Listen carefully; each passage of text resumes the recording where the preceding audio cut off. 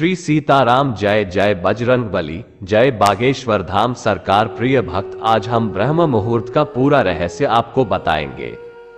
ब्रह्म मुहूर्त में उठने से व्यक्ति को कमल जैसी सुंदरता, कीर्ति, धन, वैभव, स्वास्थ्य और लंबी आयुष प्राप्त होती है।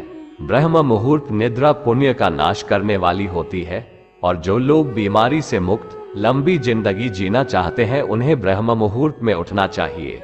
हमारी सनातन संस्कृति में बताया गया ये ब्रह्म मुहूर्त चमत्कारिक पल या अमृत वेला, सूर्योदय से 96 मिनट पहले का वो चमत्कारिक समय जिसका ठीक से उपयोग करना अगर आप लोगों को आ गया तो कुछ ही समय के पश्चात आपके जीवन में आए परिवर्तन को देखकर आप दंग रह जाएंगे और आप अपने किसी भी लक्ष्य को इतनी आसानी से पालेंगे जिसके बारे में आपने कभी सोचा भी नहीं होगा। आप किसी भी इस क्षेत्र में इतनी जल्दी विशेषज्ञ बन जाएंगे जिसे देखकर आप स्वयं भी हैरान रह जाएंगे, क्योंकि ब्रह्म मुहूर्त में किया गया कोई भी कार्य ठीक उसी तरह विकसित होता है जैसे कि पानी, खाद और सूर्य की उपस्थिति में कोई पौधा। इसीलिए इस समय को क्रिएटर मैजिक भी कहा गया है और यह कोई जादू टोने की या अंधविश्वास की बात नहीं है, लेकिन ब्रह्म मुहूर्त के इस प्राचीन तथ्य को विज्ञान ने भी स्वीकार किया है। रात को जल्दी सो जाना, उसके बाद सुबह उठना 4 बजे, लॉट डिस्कशन और प्लानिंग है। आप इतना करके देखिए, आपके घर से तकलीफें दूर चली जाएंगी, डिप्रेशन चला जाएगा। ब्रह्म मुहूर्त को हमारे शास्त्रों जैसे कि वेद, पुराण और उपनिषद में बहुत महत्वपूर्ण जगह दी गई है। यहाँ हम आपको मनुस्मृति से दिखाते हैं, अर्थात ब्रह्म मुहूर्त में उठकर हमें ध्यान यानी कि मेडिटेशन और वेदों का ज्ञान लेना चाहिए। अब आप सोचो कि इतना कठिन कहा जाने वाले वेदों के अध्ययन को महर्षि मनु ने ब्रह्म मुहूर्त के समय ग्रहण करने को कहा है, तो इसके पीछे एक बहुत बड़ा कारण रहा होगा। और हाँ, सच में इसके पीछे बहुत बड़ा कारण है और सनातन धर्म के साथ साथ दूसरे धर्म के लोगों ने भी इस समय को प्रार्थना, धार्मिक अध्ययन, ध्यान, मनन, चिंतन और आयोजन के लिए महत्वपूर्ण माना है। तो अब हम आपको ये बताएंगे कि इस समय के दौरान ब्रह्मांड में ऐसा क्या होता है जो ब्रह्म मुहूर्त के समय को इतना पावरफुल बनाता है। पहला है अच्छे मुहूर्त से शुरुआत। हम हमेशा अपने शुभ कार्यों की शुरुआत मुहूर्त देखकर ही करते हैं, जैसे कि शादी करना, गृह प्रवेश करना आदि। तो फिर हम अपने महत्वपूर्ण दिन की शुरुआत एक अच्छे मुहूर्त से क्यों न करें। लेकिन मुहूर्त किसे कहा जाता है? एक मुहूर्त 2 घड़ी का होता है।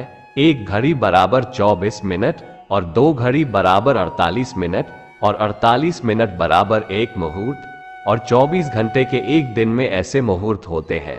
इसमें 29वें क्रम का मुहूर्त है ब्रह्म मुहूर्त, और ज्ञान प्राप्ति के लिए, ब्रह्म प्राप्ति के लिए, लक्ष्य प्राप्ति के लिए और अपने सर्वांगीण विकास के लिए ये ब्रह्म मुहूर्त बहुत ही अनुकूल समय है। आपका लक्ष्य चाहे कुछ भी हो, लेकिन उसे प्राप्त करने के लिए आपको चाहिए एकाग्रता, कंसंट्रेशन, जिसने आपको कोई भी अंदरूनी या बाहरी चीज विचलित न करे। और ऐसी एकाग्रता में, पूरी लय में, स्टेट ऑफ लॉ में आप जो भी कार्य करेंगे वह कार्य एक्स्ट्रा ऑर्डिनरी होगा। और इसी एकाग्रता के लिए योगी और मुनि लोग एकांत की तलाश में पहाड़ों की गुफाओं में चले जाते हैं। लेकिन हम संसार के लिए परमात्मा ने एक ऐसा समय दिया है जिसमें पूरा ब्रह्मांड लक्ष्य प्राप्ति में हमारी मदद करता है, और वह है ब्रह्म मुहूर्त। तो आइए जानते हैं कि ब्रह्म मुहूर्त हमारी कैसे मदद करता है। सनातन धर्म एक वैज्ञानिक जीवन पद्धति है और इस पद्धति में बताया गया है कि शाम का 6 से 9 का समय रुद्र काल है, जिसने कभी भी सोना नहीं चाहिए। 9 से 12 बजे का समय है राक्षस का, जिसमें हमें किसी भी हालत में जगे हुए नहीं होना चाहिए। 12 से 3 बजे का समय है गंधर्व का, जिसमें हमें गहरी नींद आती है। और 3 से 6 बजे मनोहर काल के दौरान हमें हर हालत में बिस्तर छोड़ देना चाहिए, क्योंकि मनोहर काल के दौरान हमारी इस यूनिवर्स में कॉस्मिक एनर्जी यानी कि विश्व शक्ति का संचार सबसे ज्यादा होता है। और इस दौरान किया गया मेडिटेशन इतना पावरफुल होता है कि आपको कुछ दिनों के अंदर ही स्पेशल एक्सपीरियंस शुरू होने लगेंगे।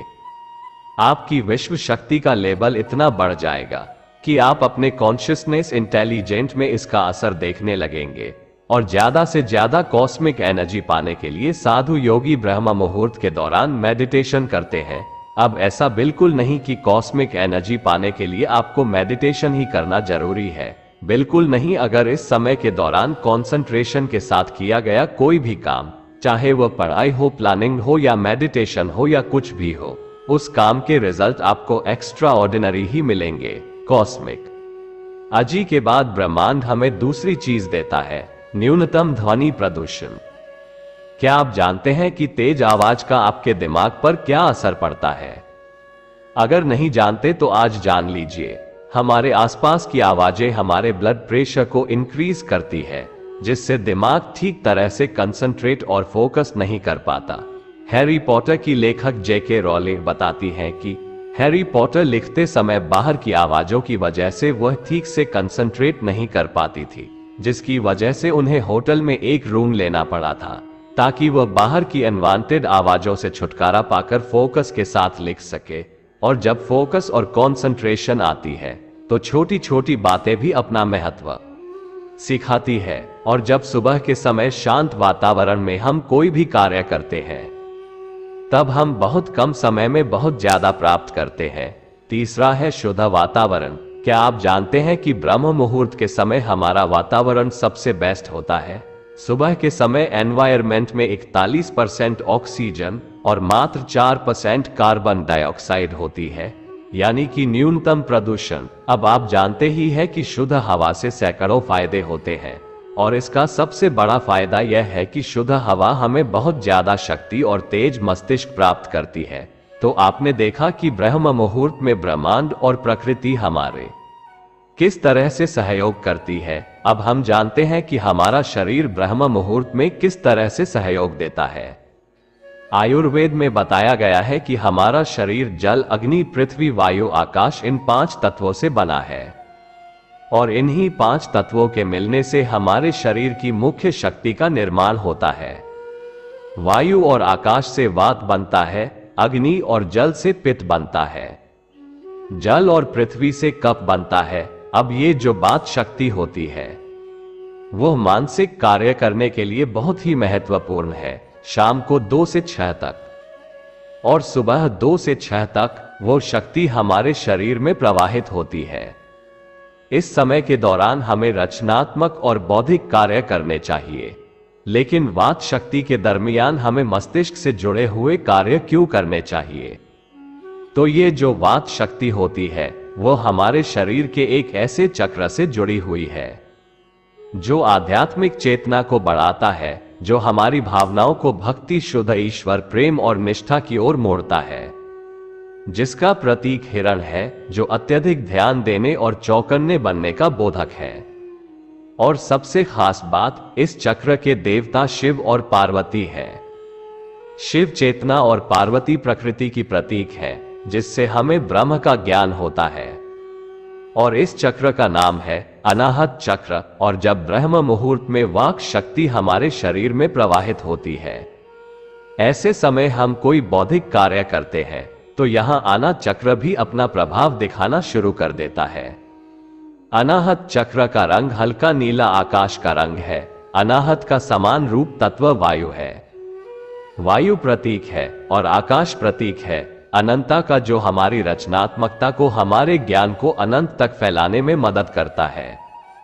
अनाहत चक्र से उदय होने वाली दूसरी शक्ति संकल्प शक्ति है, जो इच्छा पूर्ति की शक्ति है। आपका अनाहत चक्र जितना अधिक शुद्ध होगा, उतनी ही शीघ्रता से आपकी इच्छा पूरी होगी। अच्छी गहरी नींद के बाद ब्रह्म मुहूर्त में मस्तिष्क अपेक्षाकृत ज्यादा शांत और क्रियाशील होता है।